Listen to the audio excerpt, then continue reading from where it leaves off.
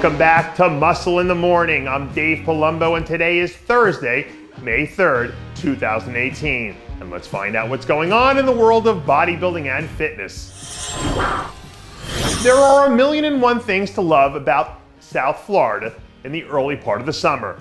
But if you're a bodybuilding fan, 14 weeks from now, it doesn't get much better than the action you'll see at this year's Tampa Pro, where it looks like we'll get our next chance to see rising classic physique star Santi Aragon.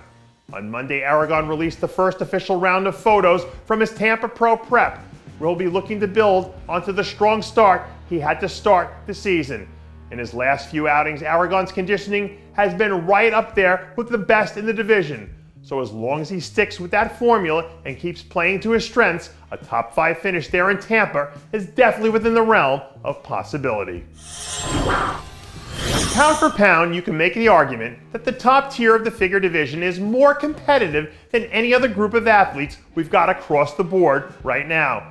But once you factor in the return of a former 2-time Olympia champ in the equation, well, now all of a sudden things are really starting to get interesting.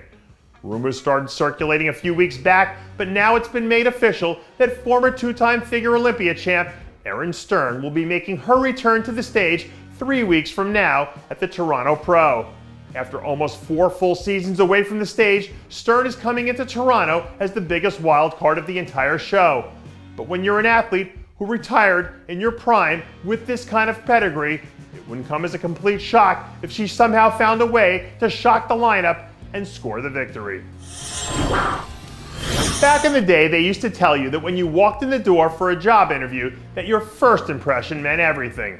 And I'm pretty sure there are going to be a whole lot of happy classic physique fans in the building 3 weeks from now when they get their chance to lay their eyes on rookie Amit Roy for the very first time.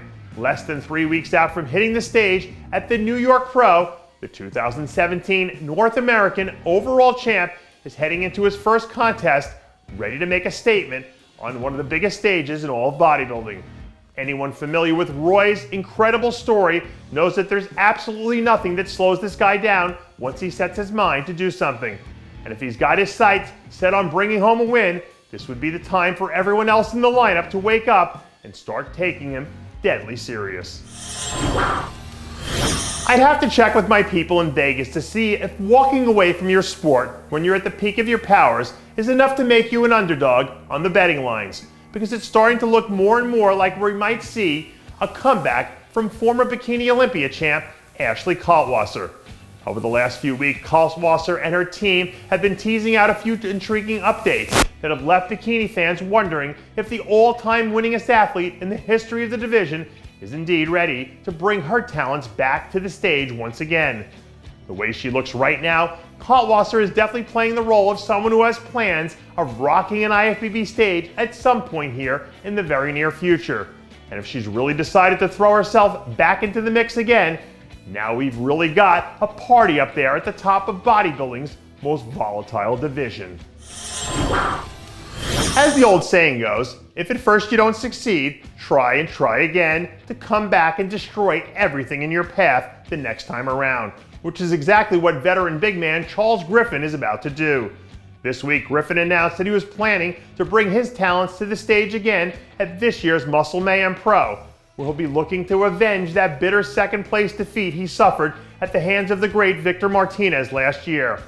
I don't know what Griffen's been doing over these last 12 months, but this guy looks like a complete savage now.